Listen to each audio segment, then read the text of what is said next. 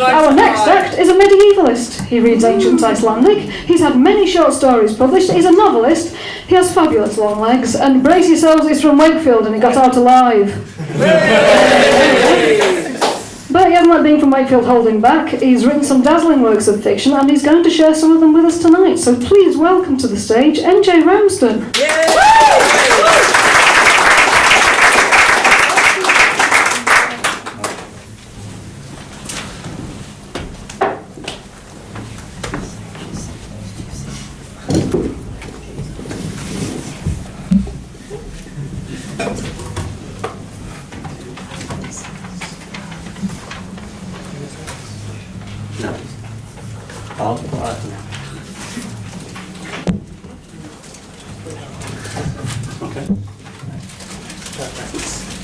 Can't see any of you.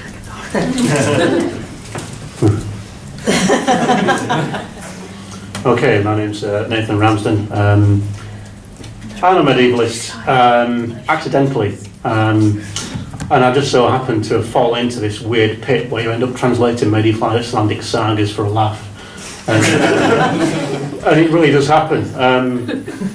So, as a break from the Icelandic, I thought I'd relax and translate some 14th century Cheshire dialect. This is a poem called Sir Gawain and the Green Knight, which is a 14th century poem about 2,500 lines long. I'm not going to read you the whole thing, but I'll start by attempting to read the original for just a few lines, give you a flavour of it. And then I will read the first section of my own translation of it, which I've rendered into kind of prose with poetic overtones. So the original goes something like this. When the Segi and the Assault, what says it at Troy, the Borg, Britain and Brent, to Bronders and Askers, the tulk that the trummers of Tresul ne rocht, was treered for his treachery, the truest on earth. It was any as the Atherland his here kinder, that Syren depressed provinces, and patrooners become well nigh of all the well in the West Ears. Fro reach Romulus to Rome, reaches him Swede, with great bobons that burg he biggers upon first, and never as it his own norm as it now hath. Tyrius to Tuscan and Tildes beginners, Langeberg in Lombardy lifters upon us, and fair over the French flood, Felix Brutus, on Moni Boncus broad the Bretagne setters with win, where and rack and wander, the seeders are wont therein, and oft both blisse and blunder, full skettered skifted sinner.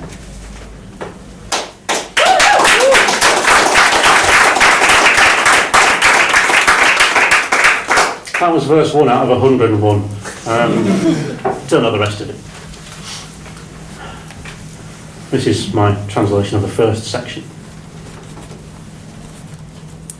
Black times in a black land. The shadows of Caesars slunk into sea fog and washed away with the breakers. The waves brought back nothing but driftwood and shingle. The dried blood of conquest stained stark iron memories, and the dread call of battles long lost hung still in the air, trapped in rough boughs, blown on resonant winds across frost. And infighting burdened the Britons. Kings were a habit, bred like worrying hounds, and most of their names are lost, as dogs' bays die on a breeze, but one, Arthur. Arthur Pendragon, Uther's son, mightiest, meekest, best of men. So here's a tale of adventure, strange in its manner but true in its way, picked from old books in unused tongues and told newly. It was Christmas at Camelot. The Round Table's richest, ruggedest men and their comeliest women were gathered to feast. They stuffed themselves round on fat hogs, barrelled back mead, and danced till the moon dropped, then rose with a cock call and jousted it off. They pummelled each other to rust and mud, were backslapped and hoisted, and limped back laughing. They were good men. Times were kind. As New Year was newly minted, clerks cried Noel round the hallways. The guests played gift games, and there was legerdemain, laughter, coyness, and poise. Their merriment lasted till mealtime, when they washed soberly and sat in places befitting their ranks. And Guinevere came like the dawn, draped on a tapestried dais, in silks that tripped flame into rainbows. Embroidered with gems and spotless pearls, her grace in their bearing made bright eyes burn grey. Arthur watched while the rest were served. Young of body and youthful in spirit, he shunned the sedentary for a beating heart, a questing mind. In honour or pride, he decreed that while hosting a feast he would fast, till some tale of adventure, some staggering yarn of marvels was told, or till some just man came to challenge or champion. He stood tall by his table, his banquet sodality. So Arthur plays host, while Guinevere gleams. Next to her sits good Gawain, his nephew, then a hard-handed Agravain, Bordwin the bishop and Urien's Evain. Sumptuous platters were spread on their trestles, the lords, grabbing hands, were brisk at the sideboards. Then out breaks a trumpet blast, banners and drums, and the sound of pipes, and in comes a course more grand than the last, and the crowds raise their drinks to toast it. And then a man rides in, clamping the air shut, his silence stopping their music, stilling their hands, stealing their cries.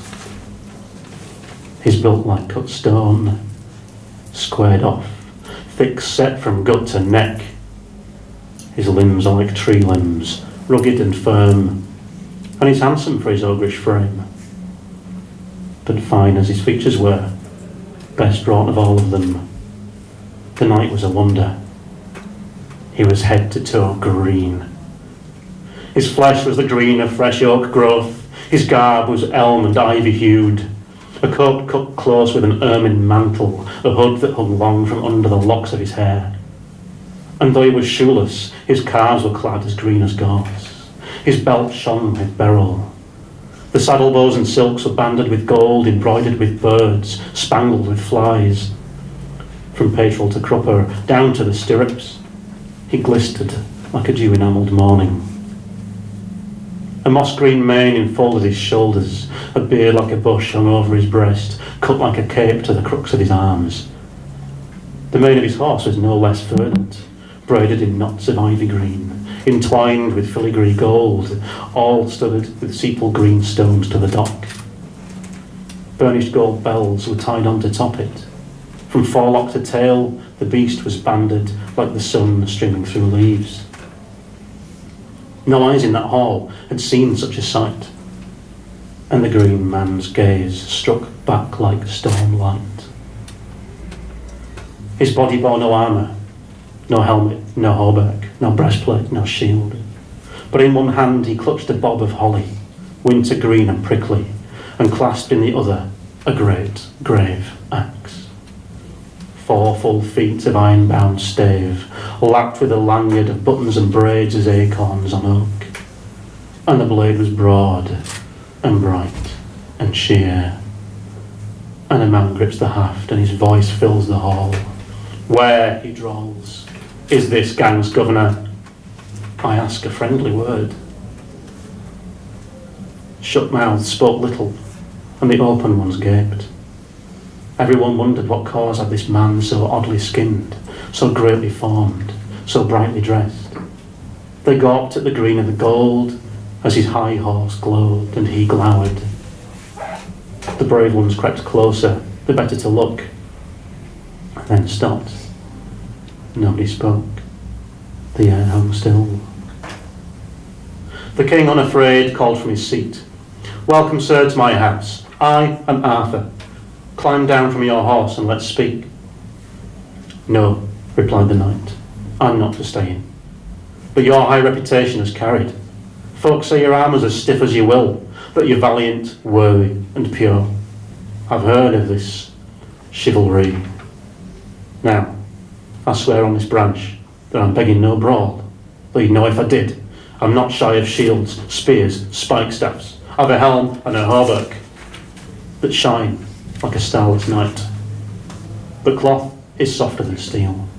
I've come to ask for a game if you're willing.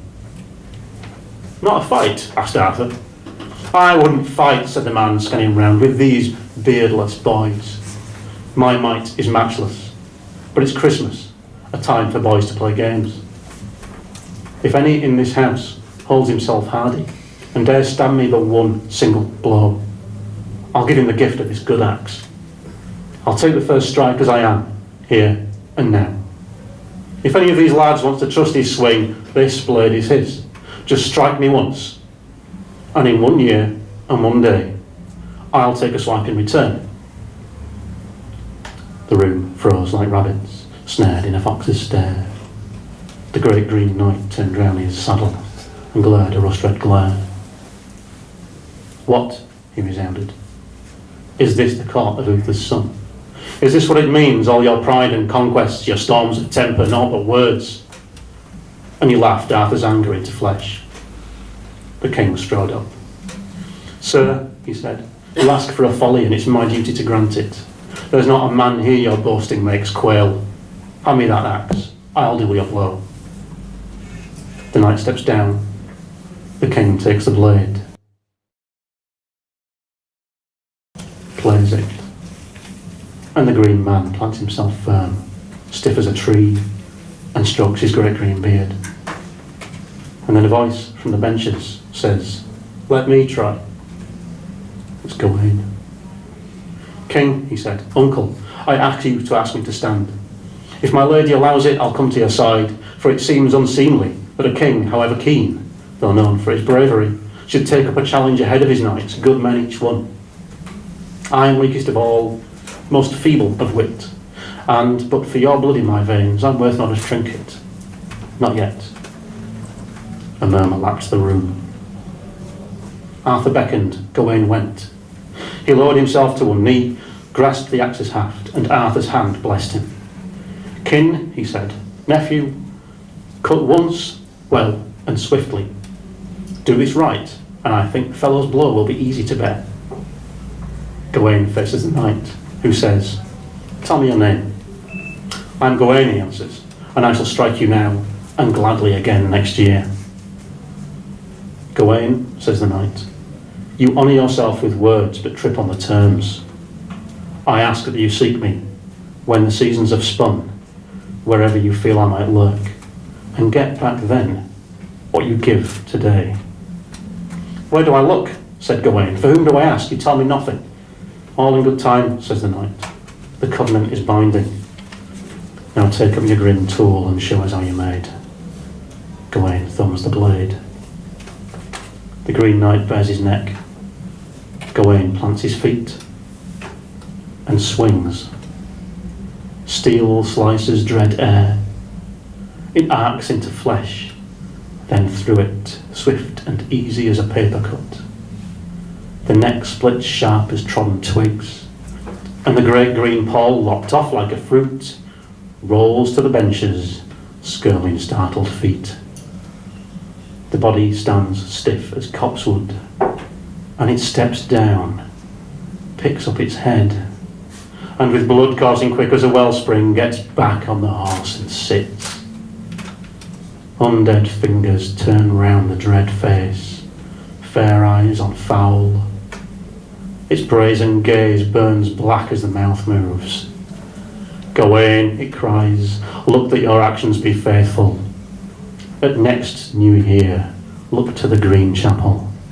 You'll find your justice there, if seek it you should dare. He turns the horse on its reins and flies from the hall, its hooves spark like flint. Arthur didn't flinch. What, he said, this Christmas brings us crafty theatre, and actors wondrous I've never beheld. He gave Gawain a long wise look. Now he said, hang up your axe, it's hewn enough. Let's eat. So the thing was slung high up on a tapestry where all could point and make stories on it. And Gawain feasted well while he might.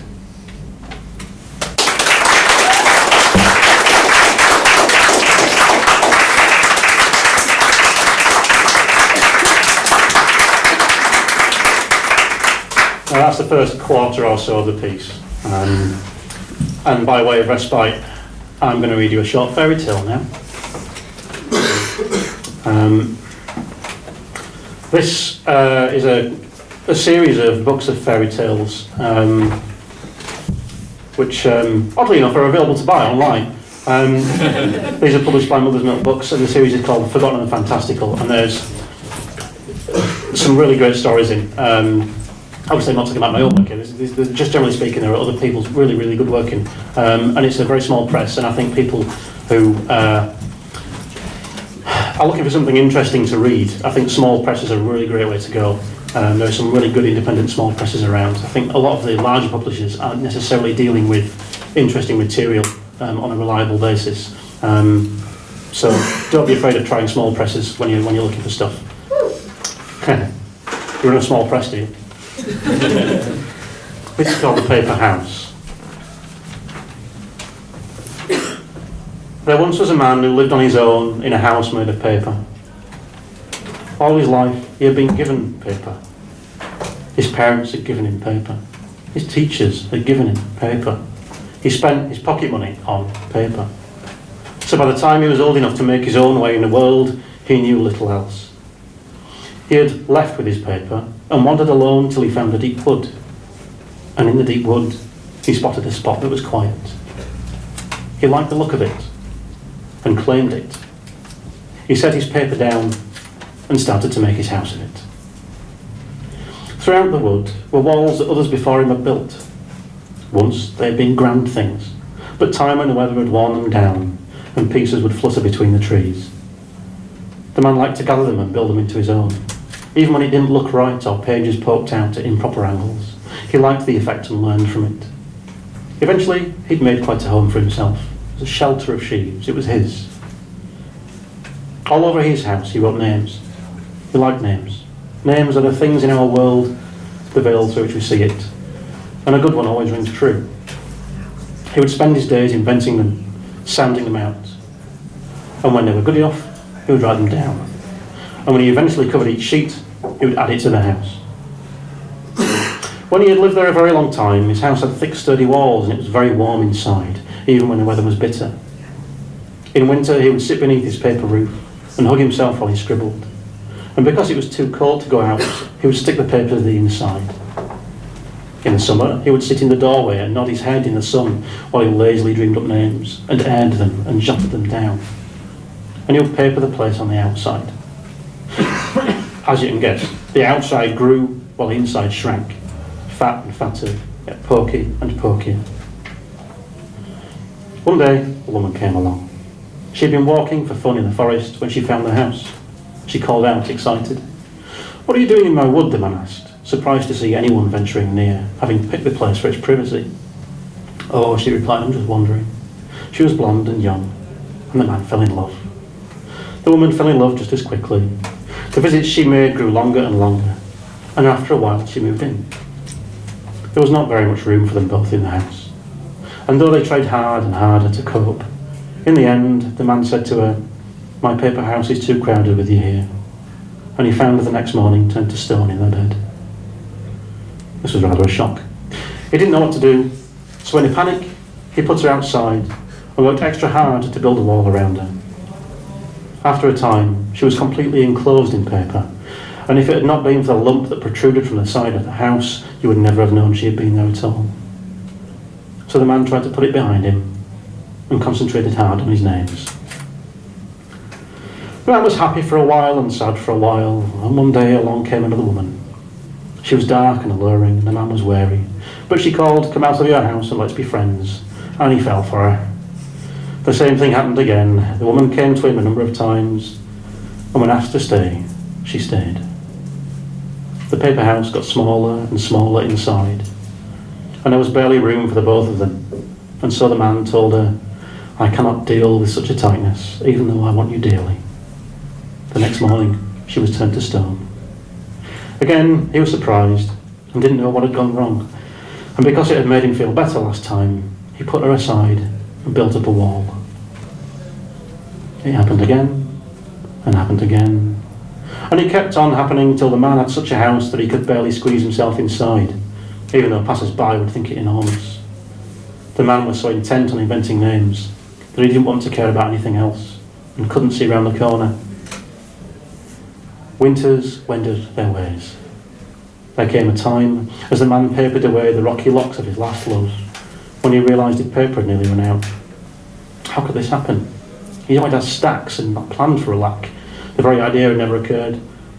And now that it had, he couldn't ignore it. He went inside to think. What can I do, he thought, squirming through his tiny doorway.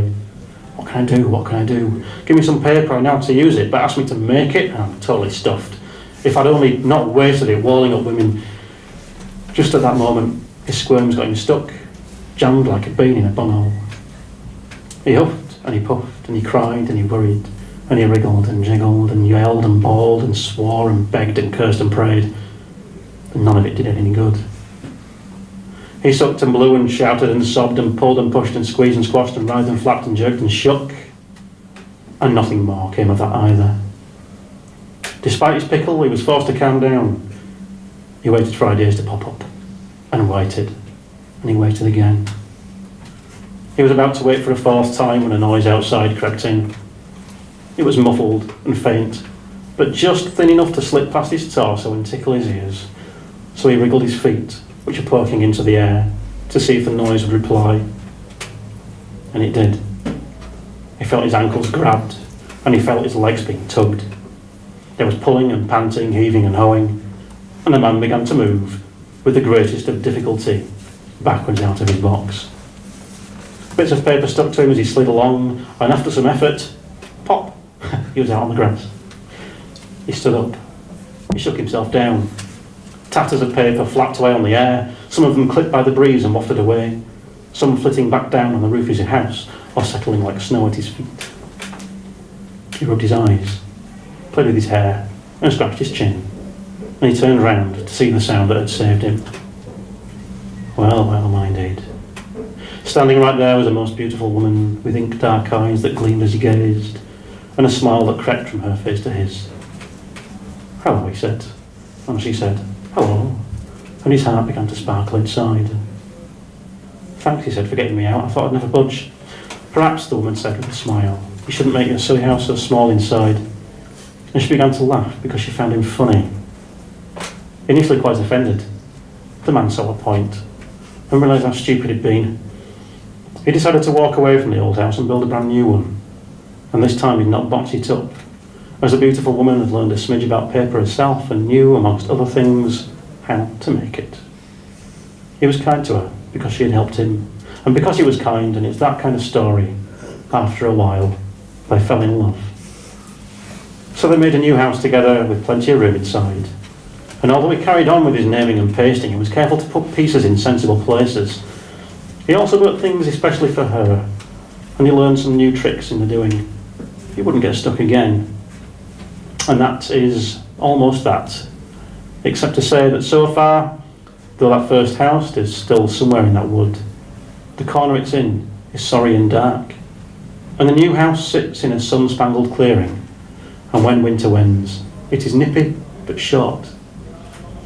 And that is very nearly that, except to say that he still lives in the house with a beautiful woman.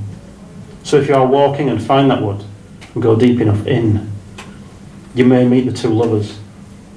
And I can't say for sure, because I don't really know, but I bet from the names he's made, some are for her, and they're endlessly rich. And I can't say for sure, because I don't really know. But while nobody lives forever after, they'll surely be happy whatever they do.